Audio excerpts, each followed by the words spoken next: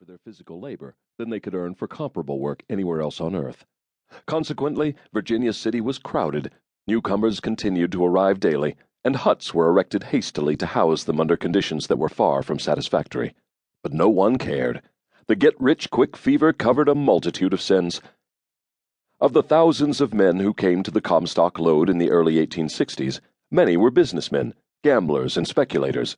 Gentlemen in starched collars, stovepipe hats, and somber suits of wool stood shoulder to shoulder in the saloon with roughly clad miners, and they all stared at the rather heavily made-up young women who drifted into the bar. The establishment hired no hostesses, but a discreetly placed sign in the window proclaiming "Ladies Welcome" was a signal understood by everyone that women would be present to offer their services.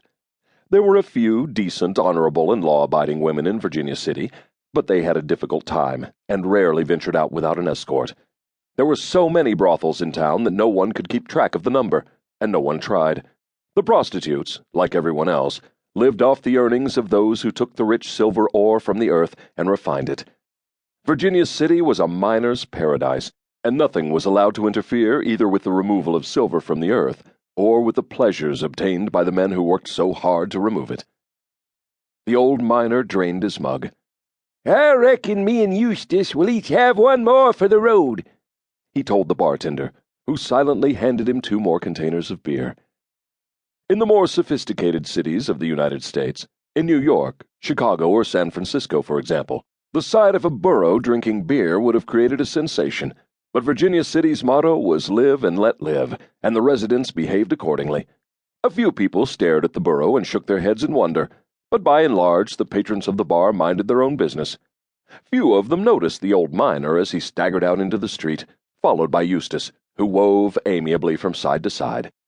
As Bingham and Eustace left the saloon and stumbled down the main street of Virginia City, the townspeople stared at them, and a young boy pranced down the street behind the duo, laughing and pointing. A dog trotted alongside, barking at the inebriated, wobbling burro. They soon left the town and went the short distance to the site Bingham had claimed halfway up the mountainside. To date, the old miner had found very little silver, just enough to purchase food and equipment, and to stand Eustace and himself to a few drinks at the saloon every now and then. But his philosophy had always been, "You get what you get," and he never complained about his lot. The old miner stretched and yawned. I think it's time to take me a little siesta," he said to Eustace, and wrapping himself in his blankets, which had been piled next to a burnt-out campfire, he lay on the ground and fell fast asleep. Eustace, meanwhile, stood nearby, eyes squeezed shut, tail flicking at the flies. Neither of them heard or saw the 2 masked men as they approached, then concealed themselves behind a large boulder. "That there is the ugliest-looking man and beast I ever did see," one of the bandits said. "'Tain't likely there be anything more than a pint of liquor and some chewing tobacco in that burro's saddlebag." His partner responded, "Maybe, maybe not. You never know with these old coots. I say we go and investigate. We got nothing to lose, and if we only find a bottle, I ain't had a drink all day." The 2 men approached stealthily, though they could have cursed and shouted for all Bingham would have heard. But Eustace had become suddenly alert, his ears pricking up at the sound of footsteps behind him. Just as the 2 masked men came up to the burro and snatched the saddlebags, Eustace went into action.